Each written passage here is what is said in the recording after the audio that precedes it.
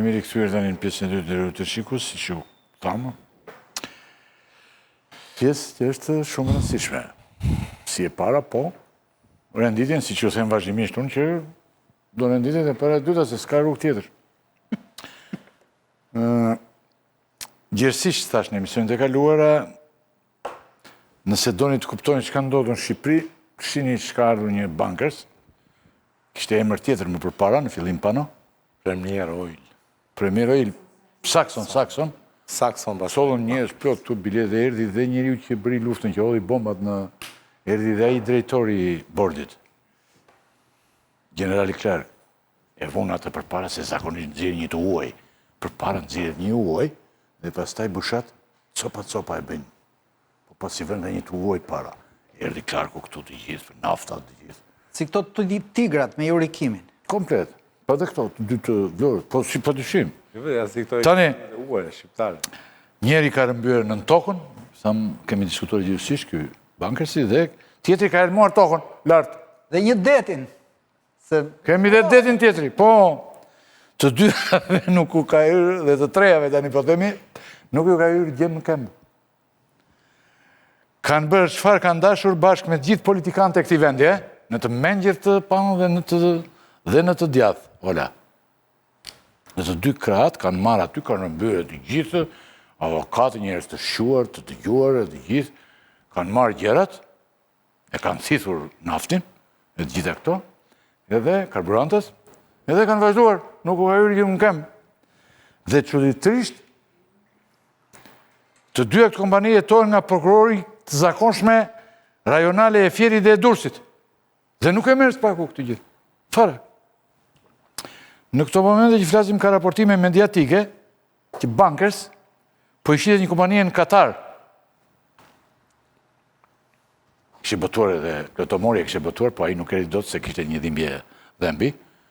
Robert Burns i thotë si Majko pastaj. Jo, Robert Burns i thotë pasi thotë për armikun sa i poshtë rreshti i këty, dënoi armikun e Skocisë një vit me dhembi. I thotë në poezinë e vet. Do me thënë dhimbje dhe me të shëtëmërshme dhe nuk erdi. Dhe po do vi radhën tjetër. Do vi radhën tjetër jam aty se ne do vazhdojmë këtë. Dhe tani ndërkohë, një huaj, por mos ka dhe për shqiptarë, se si që thamë del gjithmonë një huaj, dhe pastaj hynë shqiptari. Pamp, hynë aji, del aty e shfaqet. Klodiana Lala, Ola Zama, Panosogov, faleminderit shumë. Mirë se gjetëm. Dhe zotë janë i bushati. Që do mundohem të ke mendim. Po ja, u foto atyre të pjesë parti, por lere se ikën ata tani. Ti ke mendimin tënd dhe thua si duash o zotëri. Po më shkruan dhe njeri mua, kushëri im në Vlora, se i ka qenë me Partinë Demokratike shumë. Edhe kush e di do këtë sharë këta dy të tjerë, ti kisha unë, po nuk jam mbylla unë dhe. Se që t'i bej? Për para se të flasim për bankers dhe kurum, do të ndalemi se ka ndodhur ngjarje si ndodh gjithmonë. Ndodh një ngjarje tjetër ditën që kemi emisionin, dhe ne do ndalemi te kjo. Në fillim, arrestimet dhe kontrollet që janë kryer në Durrës me urdhë të Spakut ditën e sotme. Zonja Lala ka patur një aksion tani të Spakut në Durrës në eksponentëve të krimit. Eksponent krimi. Për çfarë bëhet fjalë? Fillon ti tani. Çka ka ndodhur aty, çka kanë ndaluar, kë kanë arrestuar qyshtek. Edhe po kemi material filmik e paraqitni. Një vjeçari i prokurorisë posaçme që ka nisur mbi bazën e disa të dhënave të përftuara nga një celular i sekuestruar gjatë kohës që Aleksandër Lahu, që konsiderohet dhe kreu i grupit kriminal që ka tjetërsuar pronat në gjyqin e Lalësit, nëse ju kujtohet raprej një atentati që ishte në automjetin e prokurorit të Durrësit në atë kohë dhe aktualisht deputetit Partisë Demokratike Arjan Doj, nga aty ka derivuar kjo çështje, pra në kohën që po hetohej për atentatin të u sekuestruan celularët, u zbuluan edhe të dhënat që kishin të bënin me tjetërsimin e pronave. SPAK ka arritur në konkluzionin që Aleksandër Lahu, i njohur me Nofkon Rumi, që më herët ka patur një emër tjetër. Rumi Shjaku të që kemi dëgjuar si emër, po. Që unë jam marrë shumë në fakt në personazhin, përsa ko bëj fjalë për tjetërsimin e pronave, ka qenë i përfshirë edhe në dhunën ndaj biznesmenit libanes Faad Mitri. Rezulton, sipas SPAK, që ka krijuar një grup të strukturuar kriminal, pjesë e cilit është vllai i tij Vullnet Muça, shoferi Agron Bejdolli dhe Vlash Brahja, të cilët çfarë kanë bërë? Arrinin të prishnin ose të grisnin fletët e regjistrave të pronave, pra në ish hipotekën e Durrësit, dhe tek fletët e grisura t'i zëvendësonin ato me AMTP të falsifikuara. duke shtuar numrin e parcelave.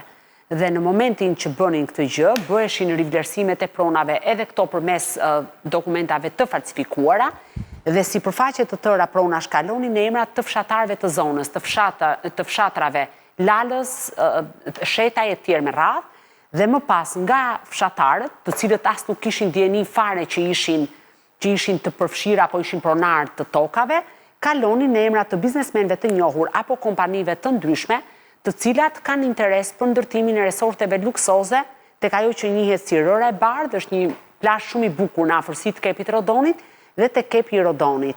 Dhe të gjitha këto prona, rreth 250.000 metra katror janë të sekuestruara, pra 11 parcela janë të sekuestruara me urdhër të SPAK, por mendohet që sipërfaqja e pronave të falsifikuara të jetë disa herë më e madhe. Aleksandër Lahu nuk është arrestuar, ai është në kërkim edhe për vepra tjera penale, ndërkohë që është arrestuar vllai i tij gjatë një aksioni të orëve të para ditës sotme, si dhe 2 persona të tjerë, mes tyre është edhe një grua e cila është e përfshirë në çështjen e tjetërsimit të pronave për falsifikim të dokumentash, pra bënte falsifikimin e AMTP-ve. Tek një njëjtë operacion është zbuluar edhe një vrasje viti 2021, ku rezultoni përfshirë ndër të tjera edhe Enea Kume, që është vllai i deputetit socialist Loer Kume, është deputeti hyrërishtas në Kuvendin e Shqipërisë, nga zgjedhjet parlamentare të 11 majit. Bëhet fjalë për një vrasje të ndodhur në janar të vitit 2021 dhe viktima është Edmir Bregu. Sipas SPAK është Astrid Avdyli, kreu i grupit kriminal Avdyli, nëse e mbani mend, ne kemi zbuluar së bashku në atë kohë 339 e famshme që dilte në përgjime me Vangjush Dakon, dhe Astrid Avdyli rezulton që ka pata që përgjuan. Po jo vetëm gjermanët, pati edhe përgjime shqiptare. Astrid Avdyli ka urdhëruar vrasjen e këtij personi për shkak se ai kishte tentuar t'i vriste nipin Aldo Avdyli. Çfarë është risi në gjithë këtë histori është që vllai i një deputeti, dhe që në fakt është edhe rënë një herazi, rezulton të jetë informator në këtë ngjarje. Ndërkohë ekzekutori ka vepruar kundrejt pagesës, ndërkohë ekzekutori i dytë... Deputeti që është tani deputet kë? Po pra, Loer Kume, që ka qenë ndër më të votuarit në qarkun e Durrësit, rezulton të jetë informatori i grupit kriminal Avdylaj për këtë vrasje, dhe që sigurisht grupi kriminal në fjalë dyshohet edhe për ngjarje tjera, sepse po të shikosh me kujdes, dhe jam duke u përpjekur të jap vetëm emrat, sepse ato i kanë të gjithë të ndryshuar dhe nuk dua të krijoj kakofoni me emrat, por po të shikosh, njëri nga 2 ekzekutorët është vrarë tashmë. Dhe dyshohet për një njëjti grup, është vrarë vitin e kaluar, për një njëjti grup të ketë kryer këtë vrasje. Kemi në gjë, panë të këtë gjë për këtë të ja. Koma se sa po ka ndodhur. Ola, jo. Çështja e tjetërsimit të pronave në gjirin e Lalëzit edhe në Durrës ka vite që ka ndodhur, po. Gjiri Lalëzit aty tjetërsuar ka 35 vjet që tjetërsohet prona vazhdimisht. I kanë luajtur fenë aty. Po, ka që në vitin 2015 në mos gaboj që ka ndodhur edhe rrahja e biznesmenit libanez, që u largua më pas nga Shqipëria dhe braktisi investim. I hoqën një drut madhe ati, dhe iku i shkreti. Sa i përket të Bregdetit të Durrësit, kjo është tjetërsimi më masiv që ka ndodhur të paktën në gjitha hetimet të kryera deri më tani. Dhe në dosjen tjetër që ka prokuroria, se është dosja duke vijuar, fakti që Rumi arrinte të fuste në mënyrë ilegale të gjithë dokumentat e falsifikuara dhe të regjistronte në hipotekë, dyshohet që ka patur dhe bashkëpunëtor brenda hipotekës, dhe sipërfaqja është shumë e madhe në raport me atë që është sekuestruar.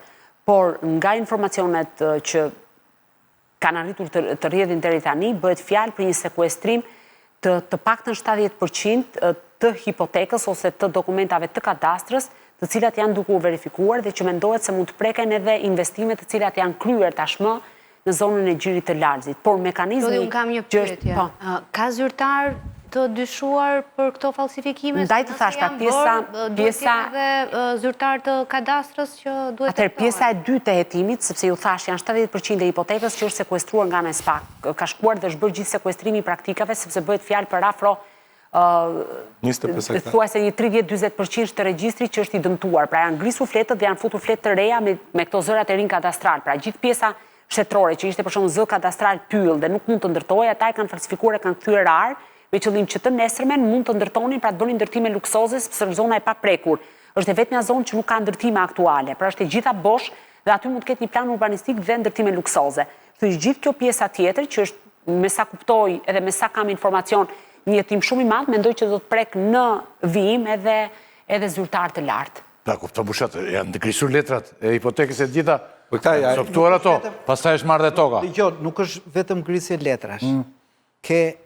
Përveç ngrisje letra ke edhe gjykatës të implikuar, sepse shumë toka shtetërore janë nga ato toka që në një farë mënyre duke i shkel syrit, avokatura e shtetit ka qenë pjesëmarrëse në gjyq, sidomos në zonën e Ksamilit i ke kështu të gjitha.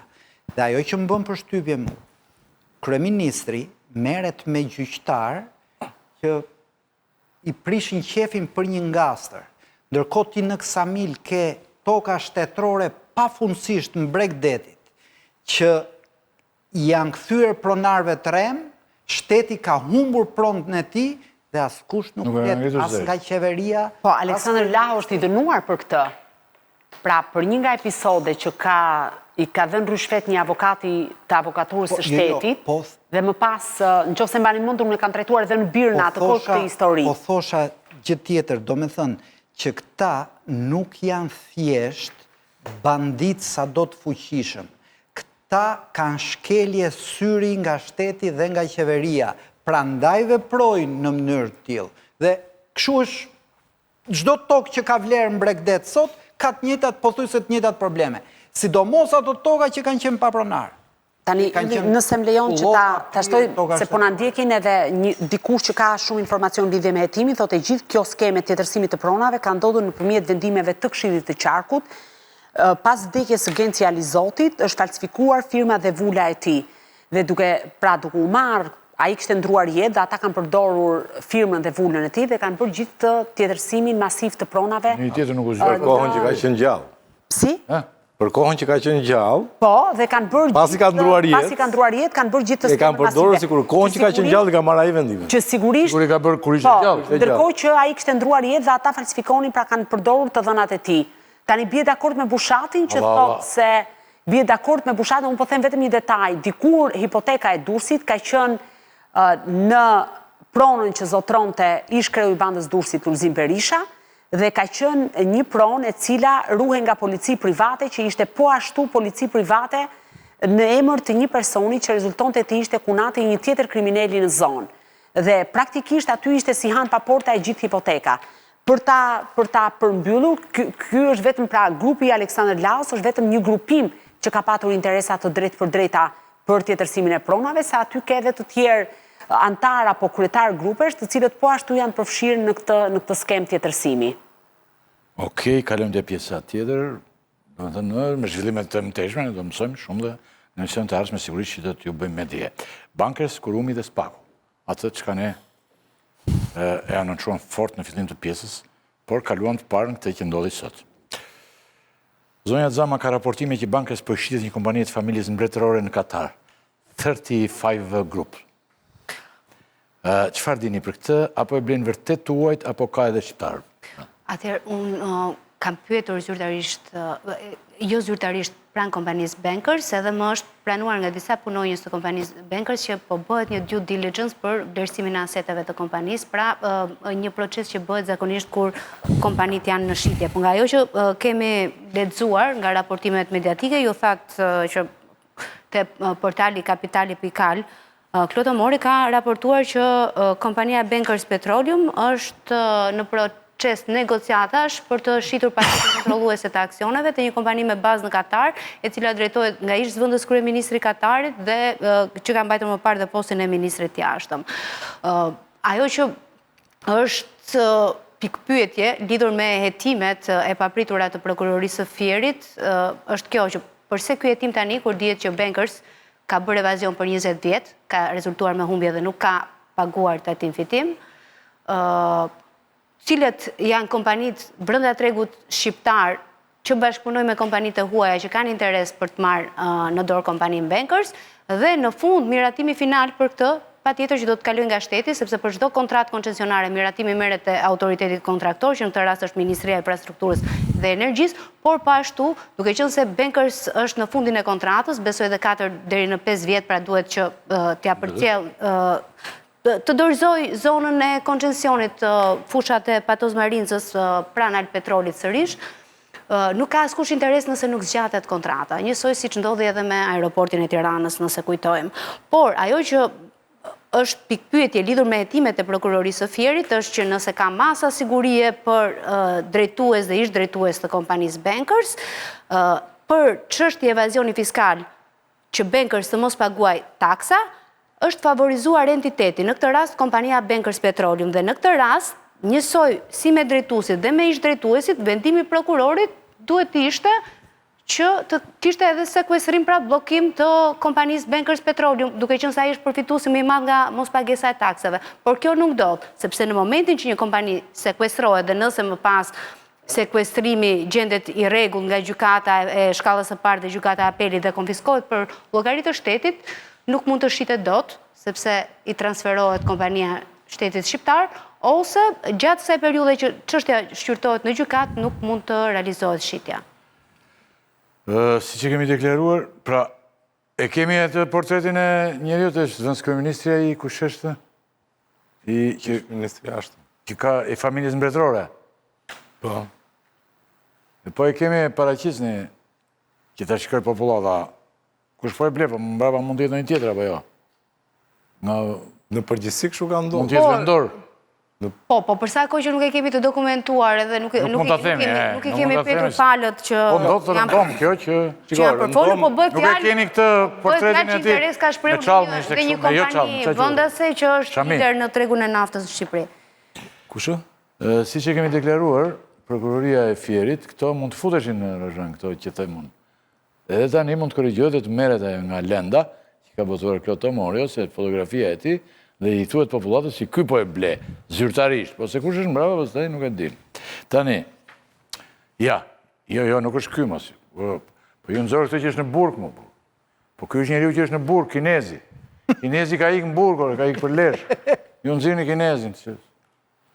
Është një që po e ble bankersin me Shami. është me Shami tani.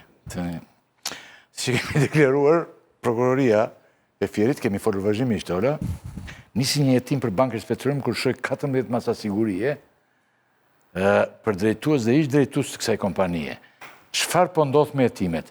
A ka të dyshuar të tjerë?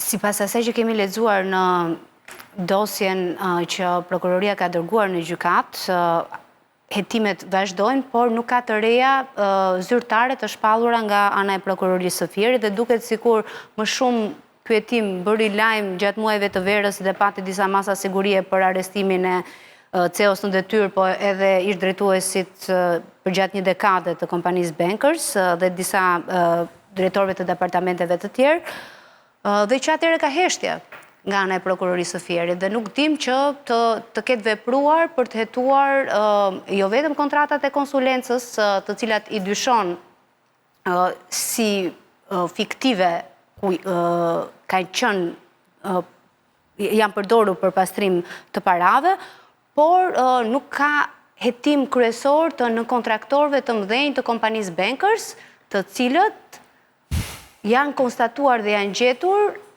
me shpenzime të fryra në raportet e vetë Agjencisë Kombëtare të Burimeve Natyrore që bën monitorimin e bilanceve, pra e shpenzimeve dhe të ardhurave të kompanisë Bankers Petroleum. A ka hetime nga prokuroria që të bësh, do me thënë në paraqitje në mbrapa, në plan, ta shikojnë njerëzit kush është blerësi që po thuhet. Njeriu që kërkon ta blerë, sipas medias. E pa, s'ke qa bënd, për këtë punë ta dërgova. Mund ta blej nëse ndërhyjnë prokuroria, sepse prokuroria në momentin që është duke hetuar për veprat penale të një skeme që ka të bëjë me evazionin fiskal, me mashtrimin, pasoja të rënda, me zhvatjen e miliona eurove nga taksa paguesit, sepse janë para që duhet shkonin në buxhetin e shtetit, automatikisht duhet që prokuroria të kishte bërë ngrirjen e aseteve të kompanisë, duke ndalur në këtë mënyrë edhe mundësinë ose për të mos i dhënë mundësinë kësaj kompanie që të kalojë të tjetërsohet në duar të dyta apo të treta. Kush ka interes në një kompani që po e ton prokuroria dhe nesër pas nesër mund të konfiskohet për llogari të shtetit, kur Po pra po, të njëjtën gjë po themi, ndaj prokuroria duhet të nxjerrë një urdhër për sekuestrimin. Vetëm nëse hetimi është në do të prokuroria duhet marrë vendim ndërmjetëm gjykata që të ngri. Jo, është me kërkesën Po pra, bëhet me kërkesën e prokurorit. Po, me vendim bëhet me kërkesën e prokurorit, por kërkesa e prokurorit ka dy gjëra bushat që duhet. tek rasti bankersit, a jemi në të bindur që ka të përfshirë edhe zyrtar të lartë apo ish zyrtar të qeverive ndër vite? Se bankers nuk operon sot në vendin tonë. Kemi patur ndryshime qeverie, zoti Berisha, zoti Rama, që ne dyshojmë që patjetër kanë patur mbështetje politike. Çka do thotë? Zoti Rakipi, fotoja. Këtë për këtyre, po i shkruajnë, po vonin zorët, se edhe për të shkuar për ta marrë në Katar mund ta kishit sjell. Po edhe pak si fuqën ka si foto. E ngarkonit në Katar, e sinit këtu. Tani Bushati do të shfokusoj nga ajo çfarë po thoshim. Ideja është kjo që... Ti e bën me qëllim dhe fokusimin e bën me mbrojtur bankersin. Jo, bankersin. Jo, këtë nuk e thamë ne. Po këtë nuk e thamë. Këtë thot njeri këtë. Këtë nuk e thot njeri. Mos e largo. Ky do ta blerë, Ola. Po mbrapa dolomat së këti, mund të jetë në shqiptarë. Që gjithë dolomat të gjerë që kanë këta dolomajton në fustanit gjerë, në turqisht. Mbrapa dolomat është një gjithë tjetër, mund të jetë një gjithë tjetër, që të gjerë kokën, po, shqiptarë. Pra, atëherë, po të thoja zoti Rakipi që në gjitha vitet të operimit të bankers në Shqipëri, ka dyshime të arsyeshme që janë të përfshirë zyrtar të lartë, dhe nëse prokuroria e Firit e ka seriozisht këtë çështje, mjafton të shpallë mos kompetencën dhe t'ja kaloj për hetim të mëtejshëm prokurorisë posaçme. Ju do të thoni çfarë do të bëjë prokuroria e posaçme. Prokuroria e posaçme ka atributin ligjor për të hetuar të gjithë zyrtarët e lartë.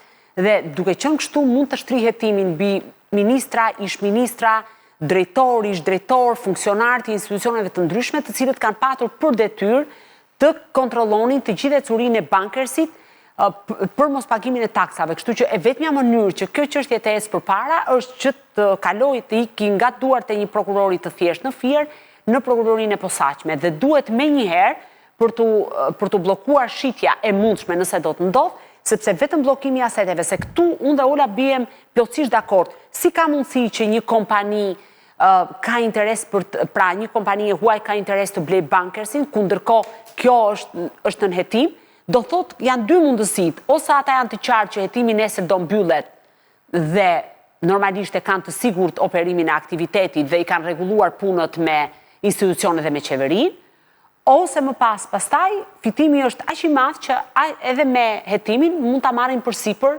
riskun që mund të kenë gjatë rrugës.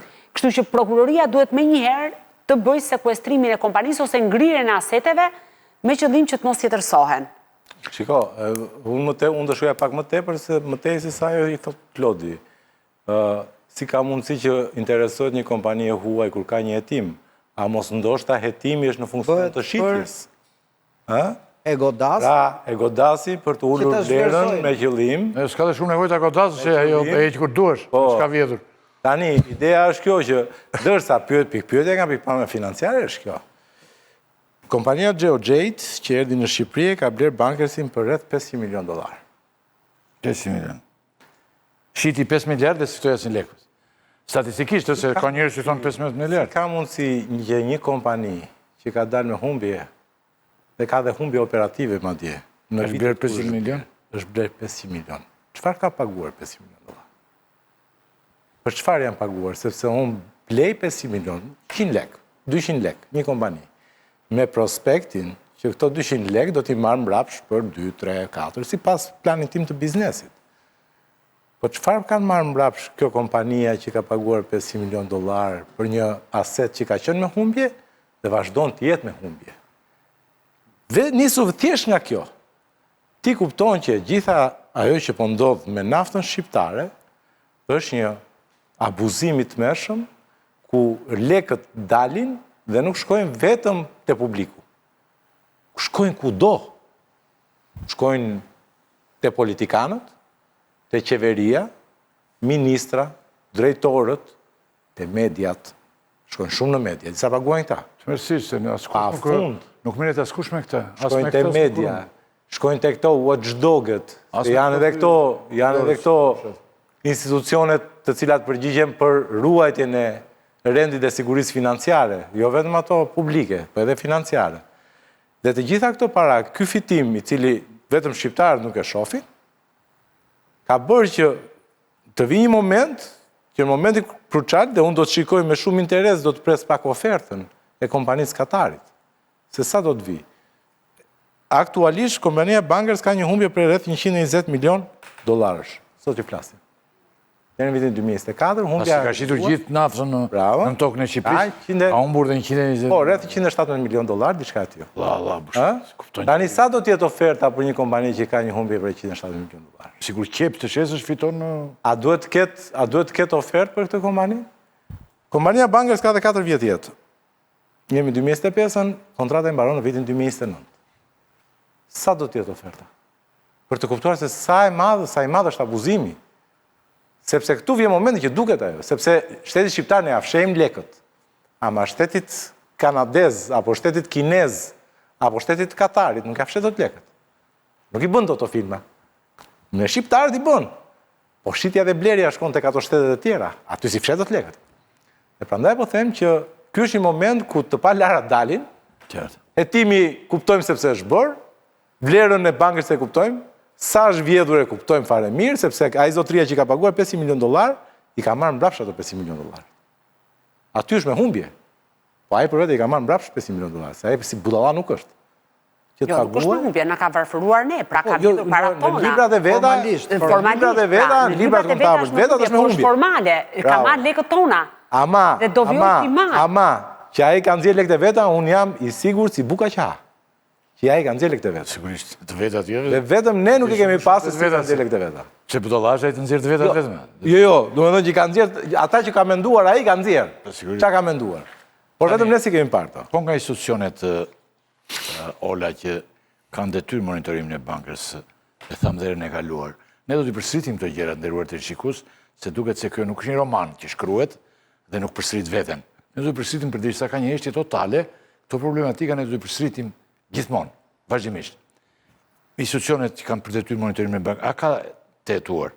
Si janë institucionet që mbi këtyre? Atëherë, zinxhiri institucioneve që monitorojnë kontratën e Bankersit është kryesorja e Agjencia Kombëtare e Burimeve Natyrore, që edhe pse i ka raportet brenda nësirtar dhe nuk i ka të ndarë me publikun, disa gjetje i ka bërë lidhur me shpenzimet. Pra punën e ka bërë. Nëse ka bërë të porositur apo jo, kjo nuk dihet. Por një pjesë të konstatimeve që ka bërë Agjencia Kombëtare e Burimeve Natyrore kanë shkuar edhe pranë drejtorisë së përgjithshme të tatimeve. Megjithatë, masa ndëshkimore për kompaninë Bankers nuk ka patur dhe këtu shtrohet pyetja më pas se cilët janë ata që komandojnë Agjencinë Kombëtare të Burimeve Natyrore, Alpetrolin që ndan një pjesë të fushave të naftës edhe të prodhimit para ekzistues edhe të rentës me Bankers Petroleum dhe të gjithë institucioneve të tjera që nga Ministria e Financave dhe deri te Ministria e Energjisë dhe Industrisë dikur, sot Ministria e Infrastrukturës dhe Energjisë. Në ndërtimin e prokurorisë rezultojnë pagesa të tmerrshme për konsulenca me miliona euro. Për shkak të konsulenca të mëdha, miliona euro. Që dyshohet të jenë fiktive. Kush ka bërë konsulencë për bankës në këto vlera? A ka zyrtar apo ish zyrtar? Disa ne i përmendëm.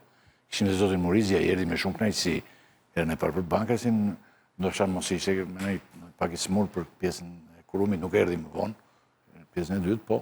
Po këto i përmendëm, më mirë do ishte ato kompanitë e mëdha që janë në kontraktorët e Bankersit, por gjithsesi mund të përmend bashkë. Dhe si individ, se individ dalin njerëz lidhur me politikën në dy krahët. Se shiko. Jo, mua ajo që më bëri përshtypje kur lexova hetimin e prokurorisë së Fierit ishte që në rregull janë pagesa të larta në vlera 3 deri në 4 milionë euro për konsulenca të personave fizik që siç ka qenë ish drejtori i Petrolit, siç ka qenë ish deputeti Alket Hyseni, pra madje zoti Hyseni në mos gaboj për 8 vjet ka patur faturime në vlerën e 6 milionë eurove për Bankers Petroleum. Janë pagesat e larta, të cilat prokuroria e Fierit i dyshon që janë fiktive dhe që në total, bashkë me zyrën e zotit Eduard Alimi dhe të pedagogut Besnik Çerekja, dyshohet se është shkaktuar dëm buxhetit të shtetit në vlerën 3.9 milionë euro. Por më shumë se sa këto, në kontraktorët më të mëdhenj të Bankersit, në kohën që kanë qenë kanadezët si menaxhim, ka qenë Siemens, Crosco, kompania Alpstar, kompania Bolvoil, kompania Teako. Kompania Teako edhe Kastrati. Edhe Kastrati për hollusit. Për pjesën e hollusit. Po nuk është e shpenzimet e fryra, është tek pjesa e marrjes hollusit për operacionet të shpimit të pusit dhe një pjesë dyshohet më pas që është hedhur në treg si naftë për të shitur duke shmangur taksat, pra praktikisht kontraband. Po jo për fryrje të shpenzimeve, me ato që kam parë tek gjetjet e Agjencisë Kombëtare të Burimeve Natyrore. Dhe këto kompani kanë 20 milion euro faturime në vit me bankers, dhe pyetjet që ngren ekspertët që kanë monitoruar këto kontrata të nënkontraktorëve me kompanin bankers është si ka mundësi që ti nuk futesh në proces prokurimi kur kontrata të detyrojnë që të bësh garë. Si ka mundësi që vetëm bën shtesa kontratash me të njëjtat kompani dhe në vlera të cilat janë shumë herë më të larta se sa tregu, sepse është bërë dhe monitorimi dhe studimi i tregut. Dhe këto gjetje që ka bërë AKBN-ja, kanë shkuar në gjykatën ndërkombëtare të arbitrazhit në Tribunalin e Vjenës dhe janë gjetur të drejta edhe nga Tribunali i Vjenës. Tani, për këto do e shoh njëri se si janë, se okej në rregull, bankers ka shmangur taksat, ka bërë skema evazioni përmes konsulencave i ka bërë me 10 milion euro? Ola, një sekond, do më thënë, pretendimi është që këta i kalonin Niksit një shumë milionash eurosh të fryrë që t'ju kthej mbrapsh, pra ky X-i përdorej fiktiv? Po, paguani një avokat dhe avokati ja u kthente pjesën më të madhe prapë. Ky është dyshimi se apo thjesht përndante lek nga do? Dyshimet mund të jenë dy. Se varet nga gjendja e keshit që mund të ketë patur në ark kompania bankers. Këtë nuk e di nga hetimi, po të ketë patur gjendje keshi në ark, i bie që këta ish zyrtarët ja kanë dhënë kompanisë bankersit parat dhe i ka thënë më bëj fatura dhe mi kalon në bank në mënyrë të rregullt. Por ti si kompani eksportuese s'ke se si të kesh gjendje keshi se ti nuk shet naft në tregun e pakicës. Po mos ketë patur gjendje keshi në ark bankers, atëherë bankers i bie që ka bërë kontrata fiktive dhe ka korruptuar ish zyrtar. Këto dy rrugë janë, po këto nuk e thotë timi dhe unë nuk mund ta them dot. Dhe pastrim parash. Dhe pastrim parash. Jo, bankers është përdorur për të pastruar parat për shembull të një zyrtari, po këtë nuk ma thot prokuroria. Prokuroria thot thjesht që kjo kontratë është fiktive, sepse është kontrata me një kompani tjetër që për konsulenca juridike paguhet 20 deri në 30.000 euro në vit, ndërkohë që për dikë tjetër paguhet 1,4 milion euro në vit. Atëherë, çfarë punësh ka bërë dhe çfarë punësh ka... Se arbitrazhit do këtë pas një logjik që i ka quajtur normale si kontratë. Po jo këto të konsulencave.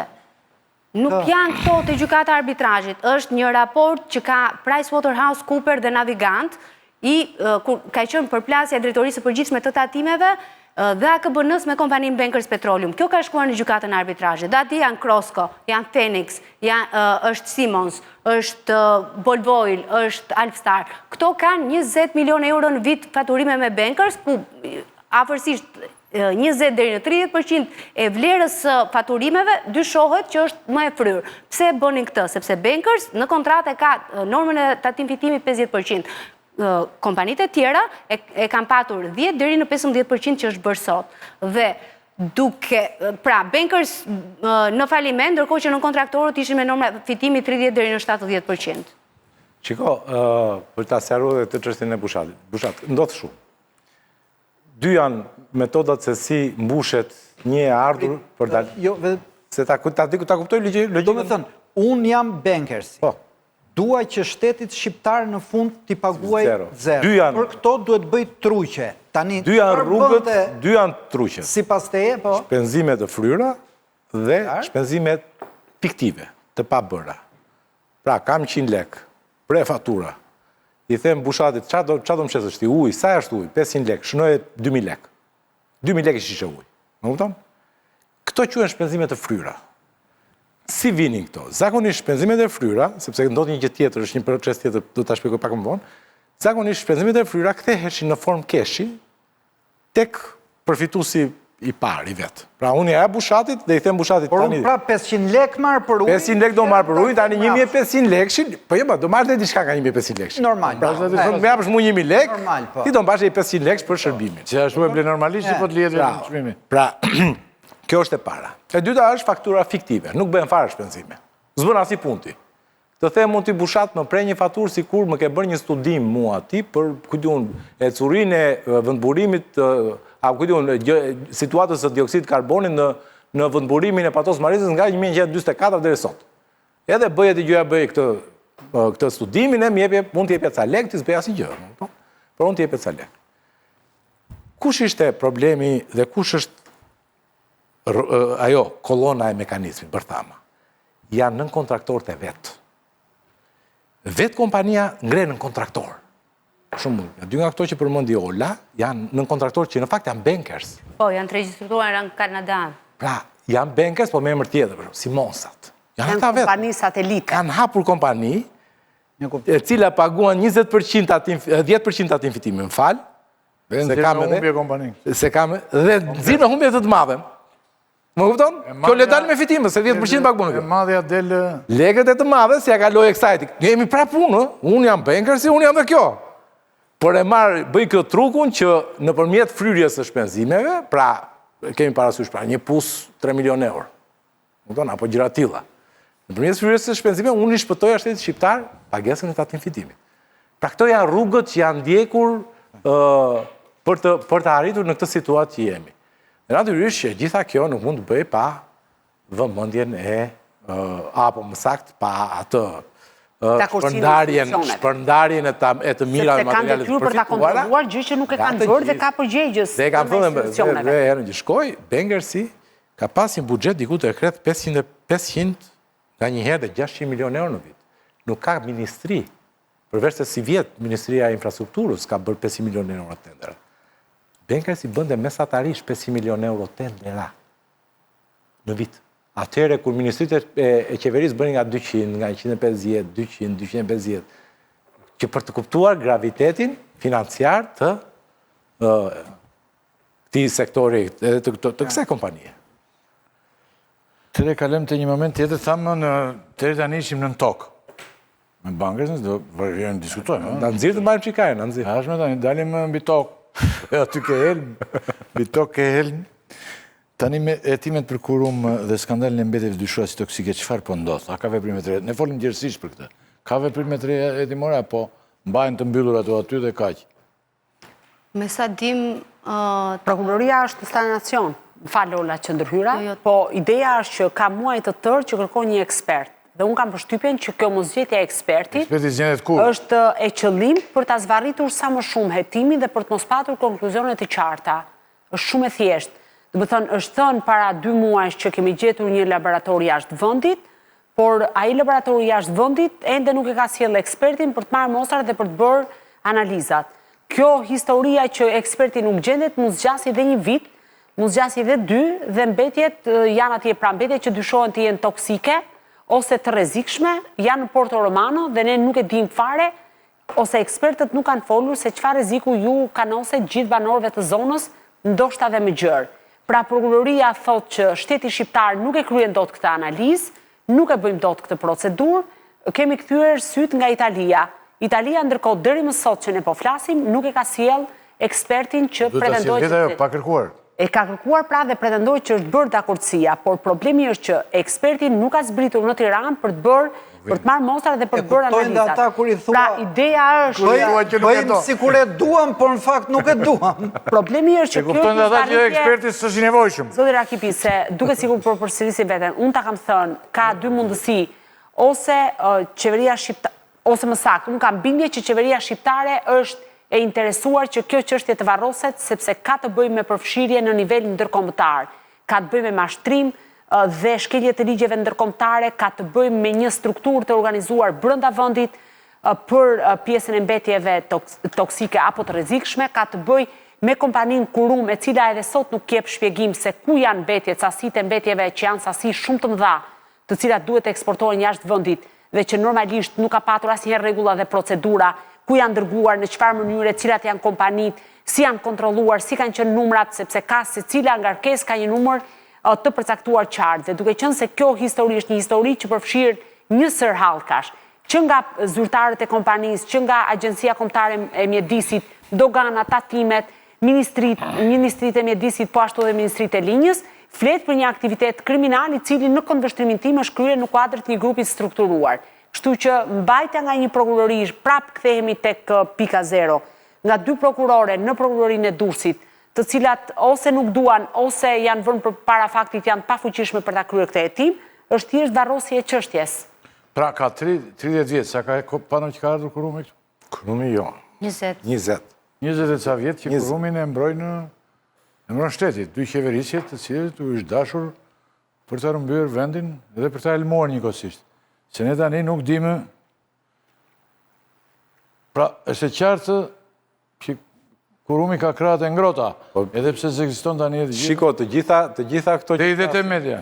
Të gjitha këto që flasim nuk mund të ndodhin në padjeni. Pse, sepse pavarësisht se njëra është në tokë, tjetra mbi tokë, të gjithë të dyja janë në dritën e diellit.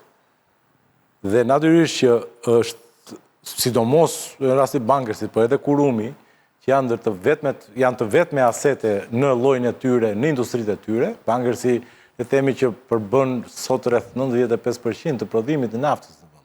5% ka Alpetroli.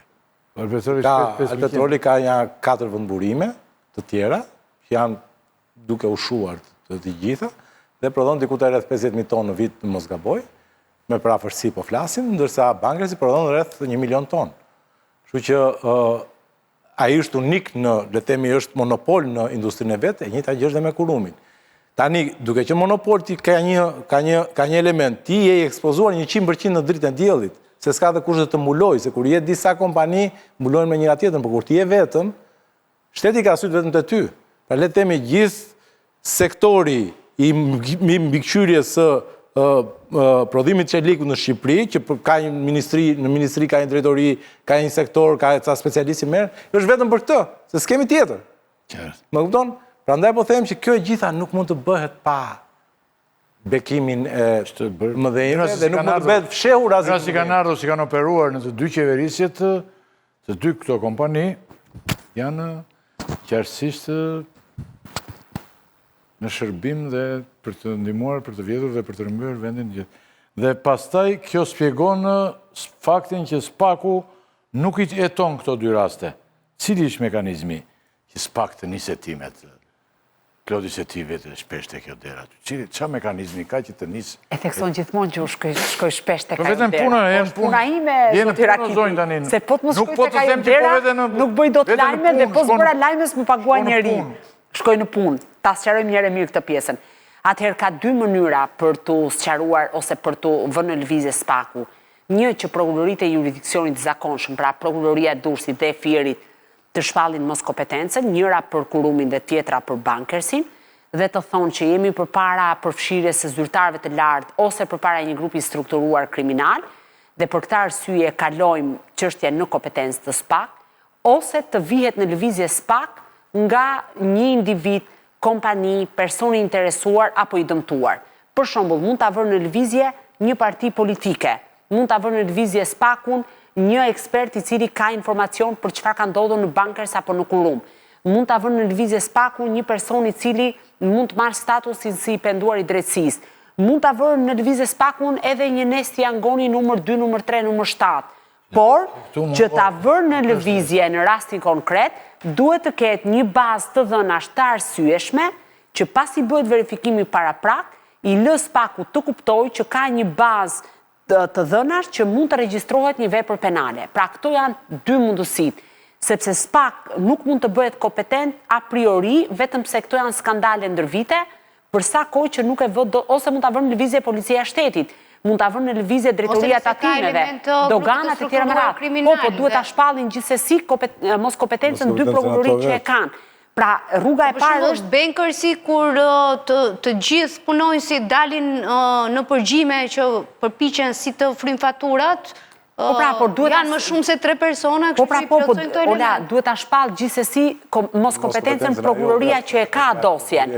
Ose në të kundërt mund të vihet në një mënyrë tjetër. Mund të jetë një komision hetimor parlamentar për ta vënë lëvizje. Mund ta bëj gjykata, shpalli mos kompetencën dhe ta zhbëj hetimin e prokurorisë së Fierit dhe t'ia kaloj SPAK-ut. Pra këtu janë mënyrat e vetme. Nuk mund SPAK të ngrihet një mëngjes bukur dhe thotë, unë do ta hetoj këtë çështje se dua unë. Nuk funksionon kështu, sepse në thelb, cili është fillimisht territori ku ka ndodhur ngjarja që aty fillon hetimin. Dhe prokuroria e Fierit pra nuk e nis dot kryesisht SPAK. Mund ta nis kryesisht, po duhet ketë disa element që e lidhi me grupin e strukturuar ose me një zyrtar të lartë. Këto çështje janë nga to. SPAK-u ka ca gjëra që e di dhe SPAK-u është bërë për mos i prekur. Javën tjetër. Po tregojnë që është inxhinier. Janë çështje ti je në që ka konflikt problem. interesi, ke qenë inxhinieri kurumit. Javën tjetër, më ke thënë, më ke shkruar që duhet të vi me antiplumb aty.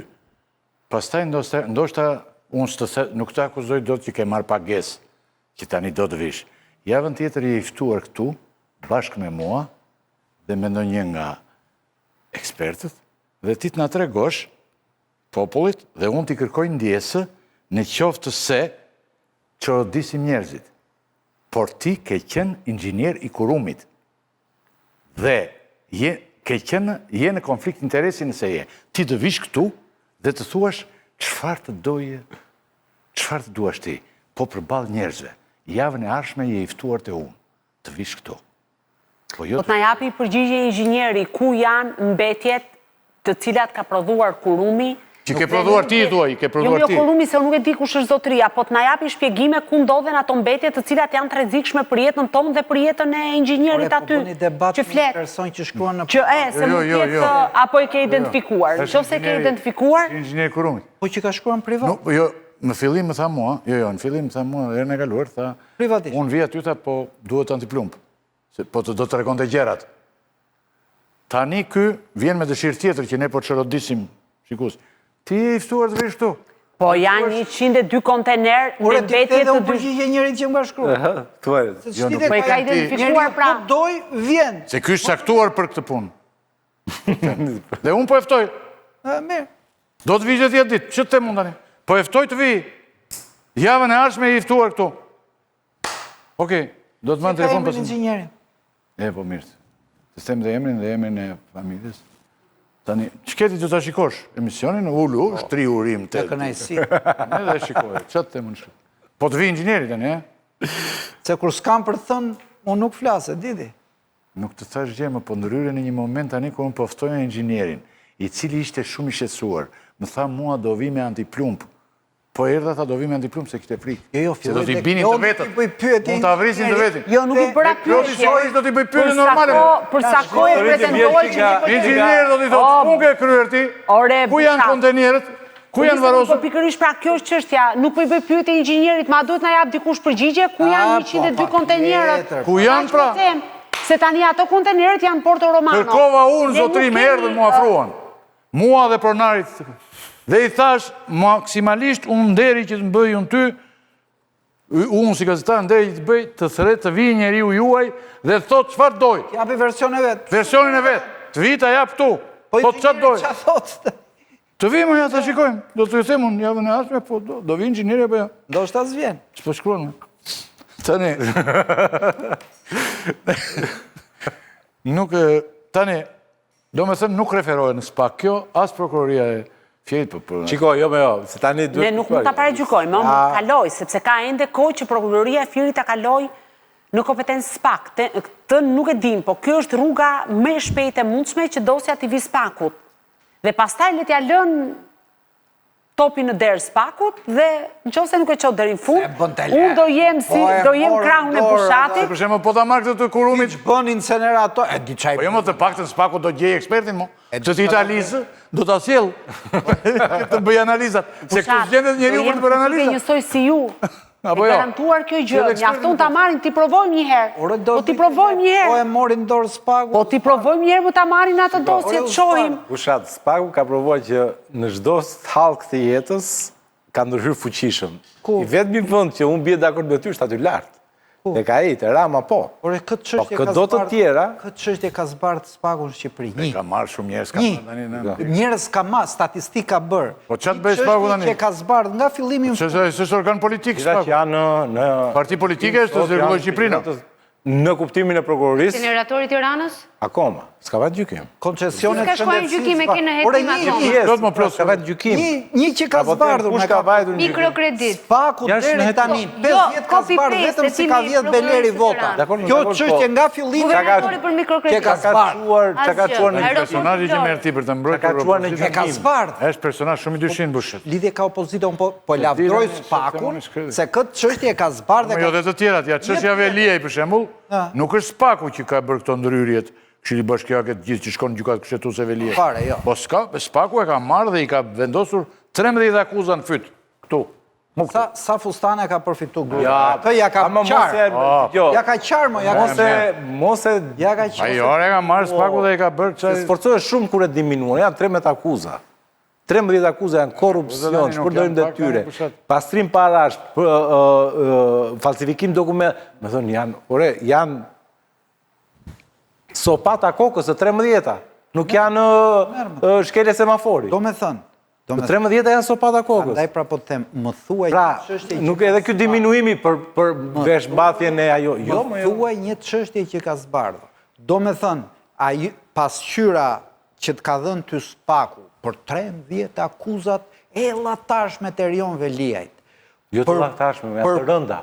Si janë të llaktarshme parë. Ti quan të rënda, unë i them të llaktarshme. I ka qëndisur. Të rënda e që të bjen me vite kokës, nuk është problemi tek... Të përputhet ty... Një falsifikim, ose një tentativ... Erion Veliaj 10 vjetë në kryet Tiranës. Jo fare. Po fakti, po jo pra, po nuk është kjo koncepti ligjit, po aty çfarë do të thotë kjo? Fakti që e ke të arrestuar me 13 akuza për korrupsion, tani ti mund të kërkosh ta çosh edhe në varje. Po përvrasje. Sepse kam ta përvrasje se çojmë dot. Ne do të çojmë që ka 13 o për korrupsion, do të çojmë o për korrupsion, o për pastrim parash, o do të çojmë për shpërdojmë detyre. Arbena Metajn e ka çuar se ka vil me emër tjetër.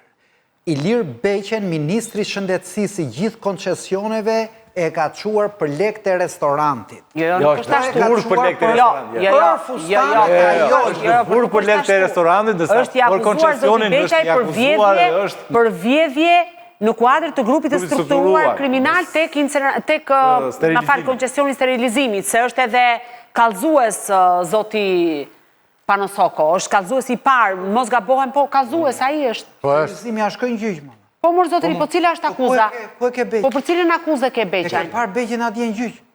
Ore, më falë, e kam djekun, ore, kam në një gjykatë. Qa bët drejtori e burgje, mua më thua darit. Dakor. Ore, për çfarë akuzohet Beqaj të sterilizimi? Ke gjë iden?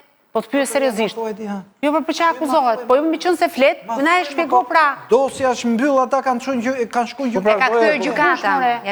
Ja ka kthyer gjykata. Kë ka kthyer gjykata? Vendimin e prokurorit, pra i ka thënë Ilir Beqaj tek sterilizimi është për grup të strukturuar kriminal. Po plasja ka kthyer gjykata prokurorit. Po ju më ka zyrtare për të gjë. Nuk kundërshtova më Klod. Kaq po fushatit. Hajt çoj spaku. Ore zotri, për çfarë po gjykohet më zotri Beqaj? Po çfarë do të thonë kjo? Institucionet shu funksionon. Po jo, shiko. Po si funksionon tani do të bësh gallat, nëse do më bë gallat, zbresim te kafe poshtë dhe bëjmë muhabet deri në mëngjes, ne po flasim për ligje dhe për rregulla o bushat. Gallat, po, ligje rregulla. Ore sot Ilir Beqaj po gjykohet në gjykatën e posaçme dhe të ftoj të vish në një ditë të ndjekësh në një seancë, se ndoshta të bën mirë për akuzën e vjedhjes në kuadër të grupit strukturuar kriminal. Kaq e thjesht është. Di pse nuk e bëj Klod? Po, hajde, ndiqe ndonjëherë burrë se ndoshta të ndihmon edhe në logjikën tënde që ndjek. Nuk dal dot nga gjyqi. Pa i sharë gjyqtarët. Jo, edhe të them, u preka shumë se më shanë Skënderbeun. Kush më? Po qa lidhje ka kjo të shqip se e banalizon, qa e banalizon këtë ma betë. Ore nuk është Skënderbeun. Ore më falë se tani po e banalizon fare bisedën se së është normale kjo. Ore zotri, ne po flasim për një fakt juridik tu. Po flasim për një fakt juridik. Se s'mund t'a gjykosh çdo gjë nga studio këtu. Hajde ndiqe edhe në seancë aty dhe kuptoje. Që na shan tifozët Skënderbeun, del nga gjyqi dhe raporton se je prekur nga pasi raporton ti më mirë. Me kë e ke raportimin se s'po kuptojmë kush ka raportuar aty duke folur për Skënderbeun. Ore më fal kush ka raportuar për Skënderbeun? Ore, nuk po flet me Elisa Spiropalin këtu zotri. Nuk e Elisa Spiropalin dhe spiropalizmin politik. Po pra, po të them, nuk e Elisa Spiropalin këtu dhe Elisën dhe Skënderbeun. Flas për Skënderbe heroik. Kush janë Skënderbet heroik? Ore, po të flas, ore bushat, tu nuk e Elisën. E kupton? Elisën, spiropalizmin dhe Skënderbeun ti mbaj politika. Ka që thjesht është. Po ja prap, këtu bijem dakord. Dhe pjesën tjetër, pastaj do ta banalizoje. Por këtu, spiropalizmin politik mos e sill në studion e një gazetari ose disa gazetarëve që merremi me këto çështje. Pastaj qëndrimin tënd mbahet pa lëkundur. Të fola spiropalizmin politik hiqe nga kjo studio dhe nga ky diskutim. Heroik. Po pra, po flasim për spiropalizëm politik dhe Skënderbeun e ka sjell spiropalizmin politik, nuk e kanë sjell gazetarët e Kronikës. Kështu që këtu vëri pikën dhe mos e zgjasim këtë bisedën. Te gjykata nuk e tha Spiro Po pra, te gjykata kush e ka thënë, kush i ka bërë dinjitetin e Skënderbeut, cili është Skënderbeu në rastin konkret? Jo pra jo, se the e gjykon Beqaj, po flet për Juri Kimin. Beqaj me Skënderbeu. Se kuptoj dot, po flet për Juri Kim, për heronjt e fëmijëve të Juri Kimit. Pra, të nderuar të shikues. Jo mi jo, thua e hapur zotri, jo me nënkuptime, s'ka Klodi, Klodi jam këtu dhe përballu me mua, mos nënkupto. Mos nënkupto pra, thua e hapur, bjerin kokë bushat, mos i bjen nga kina, bjerin kokë. Ku e ke hallin zotri, se ke një hall. Dhe të sqarova që nuk po Po pra, dhe po të them, fole për një çështje që ti nuk ke iden se për çfarë akuzohet Ilir Beqaj. Dhe vjen këtu dhe diskuton dhe mban një logjik. Qëndrimin tënd mbahet pa lëkundur, unë të duar trokaz, bravo të qoftë që e mban. Por fakti nuk e tjetërson dot. Fakti është kokfort. Fakti është kokfort, bushat. Ne do të vijojmë të merremi. Kemi dhe dy pyetje tjera. Ju lutem. Se kemi dhe dy. Dakord mor zotri. Por epitetet tjera nuk mendojnë ndryshe. Unë nuk mendoj ndryshe. Unë raportoj bushat. Jo, të lutem zotë Rakipi, unë raportoj bushat. Dakord, nën kuptimet qoj diku tjetër. Dakord, e para fare. E dyta, unë të bëra një saktësim dhe saktësimi është korrekt. Ka që thjesht është. Ai që sa po... Beqaj është për grup të strukturuar kriminal. Spaku po të them unë, në rastin e Beqës, në rastin e Arbena Metaj, në rastin e Erion Veliajt, e ke vetëm me cigërima, njëri t'ju morë me shpin, njëri t'ju morë me restorant, tjetër t'ju morë me fustanet e gruat. Tani, ju pëlqen, dakord. Tani unë ta them. Shiko, edhe kjo e grupit të strukturuar kriminal, ngre pikpyetje, tani ky prokurori që ka patur bindjen që duke ngatruar pse u arrestua Beqaj dhe pse po pranon vendimin e gjykatës. Arrestimi, sepse për sterilizimin ishte ndjekje me detyrim paraqitje. Tani, për sterilizimin. U arrestua vërtet për atë, por barën e rënd të akuzës se ka për sterilizimin. Se vërtet u arrestua për sa spaku. Ndërsa barën e rënd të grupit të strukturuar, se është grupit strukturuar, është 10 vjet e lart. Nuk është... Kështu që... Tu do jenë, dakord. Dakord, unë po them akuza, pastaj gjykata mund ta gjejë pafajshëm. Nuk është akuza, jo. Po pra, është kërkesa e gjykatës për ta strukturuar si. Është akuzë zyrtare, si kërkesë gjykate. Për mua prokurori ka shkuar me kërkesë tjetër në gjykatë, pastaj gjykata e thotë bëje kështu si e krye bindjen e prokurorit, nuk e di fare. Nga publiku shkruajnë. Përshëndetje lidhur me Bankersin, vetëm nga faktet që kanë nxjerr deri tani, fal sekondo, se më mbyll, se mbyllen gjëra tani në këtë orë. Po shkruan një ekspert tjetër. Jo, nuk është ekspert, po është nga njerëzit. Jo, nuk thot gjë, jo. Thot një gjë të vërtetë tani. Thotë, deri lidhur me Bankers, vetëm me faktet që kanë nxjerr në pa ekspozure deri tani, automatikisht pak duhet të çel procedim. Po, dhe unë jam dakord me zotrin. Dhe duhet të hetojë edhe prokurorinë e Fierit, që ka përveçuar kompetencat e Spakut në këtë rast, thotë njeriu. E ka detyrim ligjor të çel procedim kryesisht çdo prokuror. Të tjerat janë llafekot nga publiku. Thuhet kjo gjë. Tani dikush tjetër thotë çoje zërin se në njëri nga ne këtu flet ngadalë, më. Bushat nuk dëgjohesh, thotë njëri. E ka sabotuar Rozhani. Jo. E ka sabotuar Rozhani. Thotë dhe mua kjo. Bile mua më thonë dhe miqtë e miqë, shpesh, në ndot së gjithë. Tani, nderuar të shikues, ne do të kemi në fokus këtë problematik, që është banker. Shqipëria këtyre 35 vjetëve, shikoni Bankersin poshtë, Kurumin lart. Po dhe të tjera, e kupton. Po këto dy janë shembuj, ne i kemi zgjedhur si tipik, shembuj tipik për të plotësuar këtë figurë ka gjigande që ka ndodhur në vendin kur ne jetojmë, dhe ne do ta kemi vazhdimisht, dhe jam në ardhshëm në thash që inxhinierin, të cilin do të telefonoj, të vijë këtu dhe të komunikojë me ne dhe të thotë gjërat e veta. Ore të mbroj dhe Kurumin. Ai të vijë dhe ta mbroj me forcë të madhe bile. Është i mirë pritur. Të bëj dhe dy pyetje të shkurtra, njëra është Klodi apo hetohet Mazniku dhe me Veliajin. Ta e përgjigjen Bushati. Jo. Po ta e përgjigjen Bushati pra? Po le tani u morë. Ta e përgjigjen Bushati, jo. Nuk ti je përgjigje ky tani. Po ti e përgjigje Bushati. Po mirë, do të ndryj ty ai, do flasësh ti, ndryjmë Bushati dhe... Ta je përgjigjen Bushati. Me këtë rast, Bushati të raportoi mirë, bukur, drejt edhe pastër Shqip. Apo hetohet Mazniku me Velie? Akoma nuk më kanë serviru materiale ekskluzive ata të SPAK-ut, si që bëjnë me i pjesë gazetarës që i kanë preferuar. Kjo është gazetare që e përdor SPAK-ut. Kush? Klodi. Jo, unë fola për vetën time. Ky është njoftim zyrtari gjykatës tani, mos e përfshi SPAK-ut. Jo më pëlqen, zotë Rakipi, e di pse? Jo, unë mendoj që i ke pa gabim. Jo me ka shumë gabim, për problemi është që unë nuk ja vë, dëgjo, ka i problem shumë të madh. Ta flasim për këtë Velien dhe këtë detalem. Më duro, ka i problem shumë të madh Bushati, se kur shkon në shtëpi dhe shikon veten, kam përshtypjen që pendohet edhe duket shumë qesharak, po s'po hyj kësaj gjëje. Atëherë, në lidhje me zotin Mazniku dhe zotin Veliaj.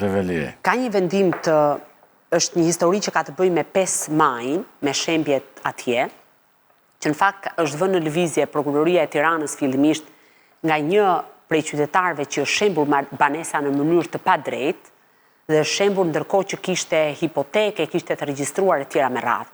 Prokuroria e Tiranës e ka mbyllur këtë çështje dhe e ka pushuar me vendim gjykate në shkallë të parë. Apeli ka vendosur t'ia kaloj për kompetencë gjykatës së posaçme dhe gjykata e posaçme ka urdhëruar SPAK-un të fillojë hetimet. A janë zoti Mazniku dhe zoti Veliaj përgjegjës për këtë? A janë persona më të ullët në nivel zyrtar apo më lartë se sa këta të dy? Unë nuk mund ta paragjykoj, por ideja është që është orientuar SPAK të kryejë hetime për skandalin e prishjeve të 5 maj. Ajo që ka ndodhur zyrtar të lartë. Patjetër pra, se kjo është gjithë çështja. Mund të jenë të tjerë, unë nuk di ta them, por personi në fjalë që ka humbur banesën ka kallëzuar si më kryesorët, kryetarin dhe nënkryetarin e Bashkisë Tiranës në kohën që ka ndodhur ngjarja. Tani të kthehemi pak me këmbë në tokë dhe mos flasim për spiropalizmin në politik, po të flasim seriozisht për çështje që kanë interes publik, se Bushati qesh në 5 maj. Se e bëni dhe me shaka, kjo është normale. Po e bëmë se, jo më larkë se më më kujtuan atë shprehjen kone histerike dhe pash dhe një meme që ishte, kështu po ishte lezetshëm Bushati, duke lezetshëm. Kështu që duke shumë lezetshëm për zotin. Po duke shumë lezetshëm. Po shumë lezetshëm duke. Tani 5 maj. Ky Mazniku është thihet për dëshmora, po është... Po janë dy gjëra të ndryshme. Sot ishte dëshmitar te 5D-ja.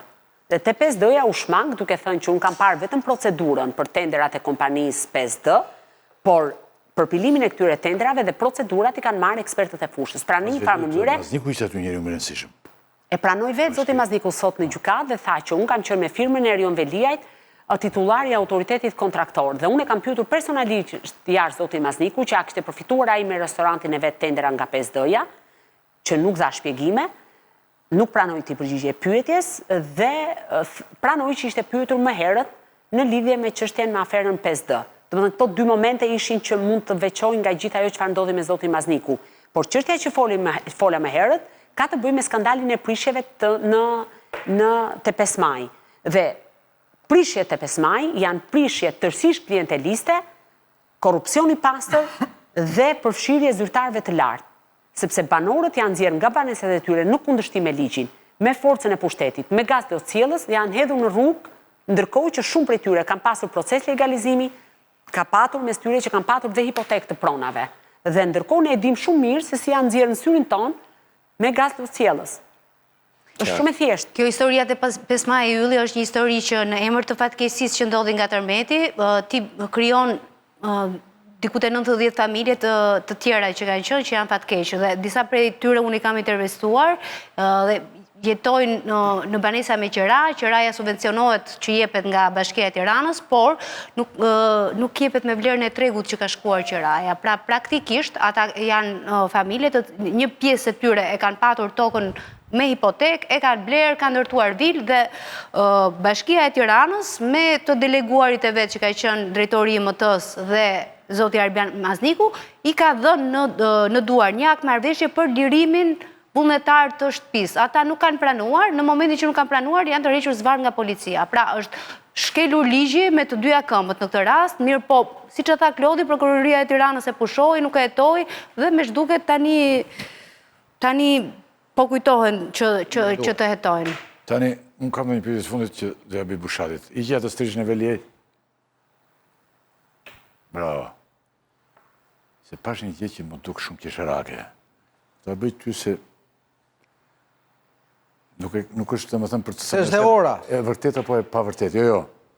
është për ta gjykuar më shumë. Një italian,